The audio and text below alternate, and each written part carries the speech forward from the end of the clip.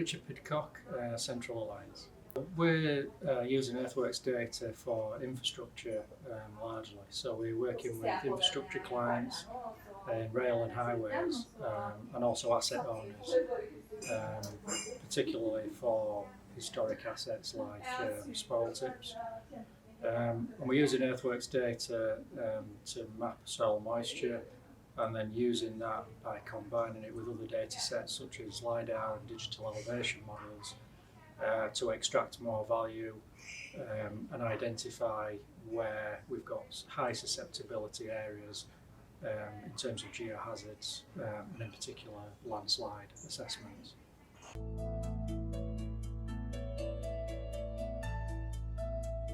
I don't think there's anything like the ASTERRA approach. There's nothing really that compares. Traditional, I guess the closest comparison are more traditional types of investigation, inspections and surveys which require boots on the ground. Whereas the ASTERRA earthworks approach is obviously it's remote, fully remote, and the resolution of the data is such that we can use that at a site-specific scale, which is has never really been available.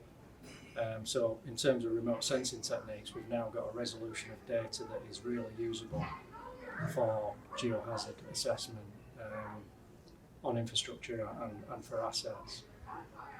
So the answer to your question, there isn't really anything that compares, but I guess the closest thing is more traditional survey and investigation techniques like visual inspection, intrusive investigation, and more traditional forms of surveying.